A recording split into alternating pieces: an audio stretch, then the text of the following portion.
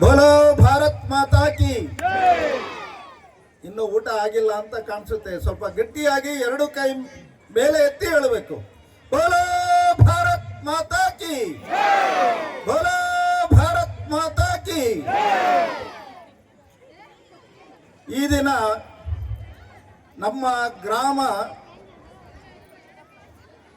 ಒಂದು ರೀತಿನಲ್ಲಿ ಸುವರ್ಣಾಕ್ಷರದಲ್ಲಿ ಬರೆದು ಇಡುವಂತ ಒಂದು ದಿನ ಆಗಿದೆ. ಇವತ್ತಿನ ವೇದಿಕೆಯ ಮೇಲೆ ಆಸೀನರಾಗಿರ್ತಕ್ಕಂಥ ಗಣ್ಯರು ಇಡೀ ರಾಜ್ಯದಲ್ಲ, ರಾಷ್ಟ್ರದಲ್ಲ, ಅಂತಾರಾಷ್ಟ್ರೀಯ ಮಟ್ಟದಲ್ಲಿ ಖ್ಯಾತಿಯನ್ನ ಹೊಂದಿರತಕ್ಕಂಥವ್ರು. ಈಗಾಗಲೇ ಸುದೀರ್ಘವಾಗಿ ಅವರ ಪರಿಚಯವನ್ನ ಮಾಡಿಕೊಟ್ಟಿರೋದ್ರಿಂದ ನಾನು ಮತ್ತೊಮ್ಮೆ ಅದನ್ನ ಉಲ್ಲೇಖ ಮಾಡಲಿಕ್ಕೆ ಹೋಗೋದಿಲ್ಲ. ಅವರಿಗೆ ಇಷ್ಟು ದೂರದ ಹಳ್ಳಿಗೆ ಅವರು ಬಿಡುವು ಮಾಡಿಕೊಟ್ಟು ಬಂದಿದ್ದಕ್ಕೆ ನಾನು ಗ್ರಾಮದ ಪರವಾಗಿ, ತಮ್ಮೆಲ್ಲರ ಪರವಾಗಿ ಹೃತ್ಪೂರ್ವಕವಾದ ಅಭಿನಂದನೆಗಳನ್ನ ಮೊಟ್ಟ ಮೊದಲಿಗೆ ಸಲ್ಲಿಸ್ತೇನೆ. ವೇದಿಕೆ ಮೇಲೆ ಆಸೀರ್ತಕ್ಕಂಥ ಎಲ್ಲ ಗಣ್ಯಮಾನ್ಯರೇ, ವಿಶೇಷವಾಗಿ ಈ ಭಾಗದ ಜನರಿಗೆ ರಾಜಮನೆತನದ ಕುಟುಂಬ ಅಂತ ಹೇಳಿದ್ರೆ ಅತ್ಯಂತ ಗೌರವ. ಏಕೆ ಅಂತ ಹೇಳಿದ್ರೆ ಈಗಾಗಲೇ ಪರಿಚಯದಲ್ಲಿ ಉಲ್ಲೇಖ ಮಾಡಿದ ಹಾಗೆ ಈ ಭಾಗದ ಜನರಿಗೆ ವಾಣಿ ವಿಲಾಸ ಡ್ಯಾಮ್ ಅನ್ನ ನಿರ್ಮಿಸಿಕೊಟ್ಟಂತ ಕುಟುಂಬ ಇವತ್ತು ಈ ಭಾಗದಲ್ಲಿ ಹಸಿರು ಕ್ರಾಂತಿ ಆಗಲಿಕ್ಕೆ ಸಹಕರಿಸಿದ ಆ ಕುಟುಂಬಕ್ಕೂ ಸಹ ನಾನು ಸ್ಮರಣೆ ಮಾಡ್ತಾ, ಈಗಾಗಲೇ ವಾರ್ಷಿಕ ವರದಿಯಲ್ಲಿ ಇಲ್ಲಿ ಕಳೆದ 11 ವರ್ಷದಿಂದ ಅಭಿವೃದ್ಧಿ ಹೊಂದಂಥದ್ದು. ಅದಕ್ಕೆ ಮುಂಚೆ ಈ ಗ್ರಾಮದ ಹಿರಿಯರು ಭೂದಾನವನ್ನು ಮಾಡಿ ಕಟ್ಟಡಗಳನ್ನು ನಿರ್ಮಾಣ ಮಾಡಿ ಈ ಊರಿಂದ ಬೇರೆ ಶಾಲೆ, ಬೇರೆ ಊರುಗಳಿಗೆ ಹೋಗಬಾರದು, ಇಲ್ಲೇ ಕಲಿಬೇಕು ಅಂತ ಹೇಳಿದ್ರಿಂದ ಅನೇಕರು ಇವತ್ತು ವಿದ್ಯಾವಂತರಾಗಿ, ವಿಶೇಷವಾಗಿ ಹೆಣ್ಣು ಮಕ್ಕಳು ವಿದ್ಯಾವಂತರಾಗಿ ಆಗಲಿಕ್ಕೆ ಸಾಧ್ಯ ಆಗಿದೆ. ಕಳೆದ 11 ವರ್ಷದಿಂದ ಇಲ್ಲಿಗೆ ಬೇಕಾಗಿರ್ತಕ್ಕಂಥ ಎಲ್ಲ ಶಿಕ್ಷಣಕ್ಕೆ ಬೇಕಾಗಿರ್ತಕ್ಕಂಥ ವ್ಯವಸ್ಥೆಗಳನ್ನ ಕಲ್ಪಿಸಿಕೊಡಲಾಗಿದೆ. ಇವತ್ತು ಈ ಒಂದು ವ್ಯವಸ್ಥೆಯನ್ನ ಉಳಿಸ್ಕೊಳ್ಬೇಕಾದ್ರೆ ಯುವ ಮನಸ್ಸುಗಳು ಒಂದಾಗಬೇಕು.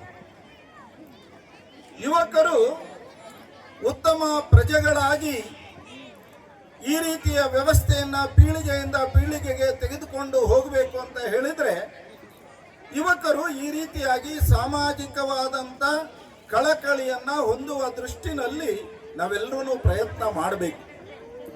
ಯಾವುದೇ ಸಮಾಜ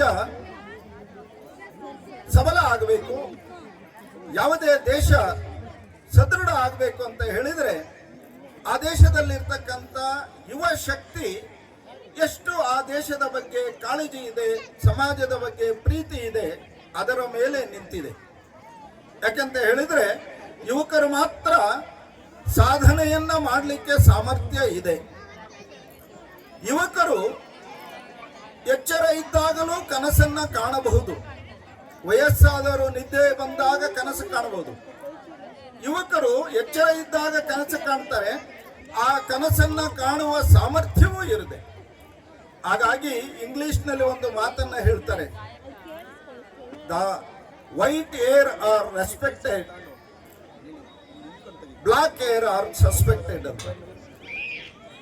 ಯಾರು ಬಿಳಿ ಕೂದಲಿದೆ ಅವರನ್ನ ಗೌರವಿಸ್ತಾರೆ, ಆದರೆ ಯಾರು ಕಪ್ಪು ಕೂದಲಿದೆ ಅಂತವ್ರ ಬಗ್ಗೆ ಒಂದು ರೀತಿ ಅನುಮಾನ ಪಡ್ತಾರೆ. ಕಾರಣ ಬಿಳಿ ಕೂದಲಿರೋಂಥವ್ರ ಕೈಯಲ್ಲಿ ಕಲ್ಲಿದ್ರೆ ರಸ್ತೆ ಬದಿಗೆ ಹಾಕ್ತಾರೆ ಅಂತ ಅವರು ಯೋಚನೆ ಮಾಡ್ತಾರೆ. ಯುವಕರ ಕೈಯಲ್ಲಿ ಕಲ್ಲಿದ್ರೆ ಇವನು ಮರಕ್ಕೆ ಹೊಡಿತಾನೋ, ನನಗೆ ಹೊಡಿತಾನೋ, ಕಟ್ಟಡಕ್ಕೆ ಹೊಡಿತಾನೋ ಅಂತ ಹೇಳಿ ಯೋಚನೆ ಮಾಡ್ತಾರೆ. ಇದು ಸಹಜ. ಯಾಕಂತ ಹೇಳಿದ್ರೆ ಯುವಕ ಸಾಧನೆ ಮಾಡಲಿಕ್ಕೆ ಯೋಚನೆ ಮಾಡ್ತಾ ಇರೋಂಥ ಮನಸ್ಸು.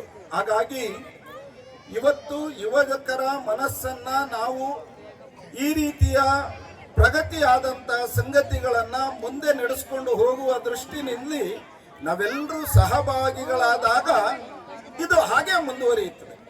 ಇಲ್ಲ ಅಂತ ಹೇಳಿದ್ರೆ ಈ ರೀತಿ ಪ್ರಗತಿ ಆದಂಥದ್ದು ಅಲ್ಲೇ ಕುಂಠಿತ ಆಗ್ತದೆ. ಹಾಗಾಗಿ ಆ ಎಲ್ಲ ಯುವಕರೂ ಸಹ ನಮ್ಮ ಊರು ನನ್ನ ಊರು ಅನ್ನೋ ದೃಷ್ಟಿನಲ್ಲಿ ಯೋಚನೆ ಮಾಡಬೇಕು. ಇಲ್ಲಿಂದ ಅನೇಕರು ಕರೆತವರು ಬೇರೆ ಬೇರೆ ನಗರಗಳಲ್ಲಿ ಉತ್ತಮ ಉದ್ದಿಮೆಗಳನ್ನ ಮಾಡಿಕೊಂಡು ಉತ್ತಮ ಹುದ್ದೆಗಳಲ್ಲಿ ಕೆಲಸ ಮಾಡ್ತಾ ಇದ್ದಾರೆ.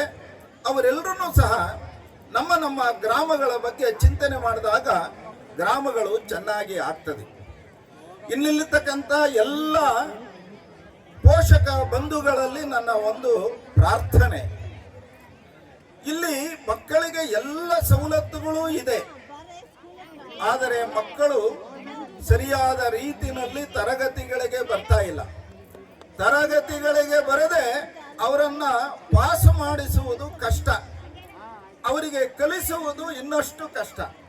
ಹಾಗಾಗಿ ಎಲ್ಲ ಪೋಷಕ ಬಂಧುಗಳು ಇಲ್ಲಿ ನಿಯಮಿತವಾಗಿ ಮಕ್ಕಳು ಬರೋ ರೀತಿಯಲ್ಲಿ ನೋಡ್ಕೊಳ್ಬೇಕು. ವಿಶೇಷವಾಗಿ ಯಾರು ಕಾಲೇಜಿನಲ್ಲಿ ಕಲಿತಾ ಇದ್ದಾರೆ ಅಂತ ಮಕ್ಕಳು ಹೆಚ್ಚು ಅಬ್ಸೆಂಟ್ ಆಗ್ತಿದ್ದಾರೆ ಅಂತ ನನ್ನ ಗಮನಕ್ಕೆ ಬಂದಿದೆ, ಅದನ್ನು ಗಮನಿಸಬೇಕು. ಬರೋಂಥ 3 ತಿಂಗಳಲ್ಲಿ ಪರೀಕ್ಷೆಗಳು ಬರೋದ್ರಿಂದ ನಾವು ಮನೆಯಲ್ಲಿ ಮೊಬೈಲನ್ನ ಟಿವಿಯನ್ನ ಕಡಿಮೆ ನೋಡಿ ಅವರು ಓದುವ ರೀತಿಯಲ್ಲಿ ವಾತಾವರಣವನ್ನು ಕಲ್ಪಿಸಿಕೊಡಬೇಕು. ನಿಮ್ಮ ಸಹಕಾರದಿಂದ ಮಾತ್ರ ಇಲ್ಲಿಯ ಅಧ್ಯಾಪಕರು ಪ್ರಯತ್ನ ಮಾಡಿ ಉತ್ತಮ ವ್ಯಕ್ತಿಗಳನ್ನು ನಿರ್ಮಾಣ ಮಾಡಲಿಕ್ಕೆ, ಉತ್ತಮ ಶಿಕ್ಷಣವನ್ನು ಕೊಡಲಿಕ್ಕೆ ಆಗುತ್ತೆ ಅಂತ ಹೇಳಿ ಮತ್ತೊಮ್ಮೆ ನಿಮ್ಮೆಲ್ಲರಲ್ಲೂ ಸಹ ನಾನು ಪ್ರಾರ್ಥನೆ ಮಾಡ್ಕೊಳ್ತೇನೆ. ನೀವೆಲ್ಲರೂ ಈ ದಿಶೆಯಲ್ಲಿ ಆಲೋಚನೆ ಮಾಡಿ ಇದು ನನ್ನ ಶಾಲೆ, ಇದು ನಮ್ಮ ಶಾಲೆ ಅಂತ ಅಂದುಕೊಂಡಾಗ ಈ ಶಾಲೆ ಮತ್ತಷ್ಟು ಚೆನ್ನಾಗಿ ಆಗುತ್ತೆ. ಈ ದಿಶೆಯಲ್ಲಿ ನಾವೆಲ್ಲರೂ ಸಹ ಪ್ರಯತ್ನ ಮಾಡೋಣ ಅಂತ ಹೇಳಿ ತಿಳಿಸ್ತಾ ನನ್ನೆರಡು ಮಾತನ್ನು ಮುಕ್ತಾಯ ಮಾಡ್ತೇನೆ.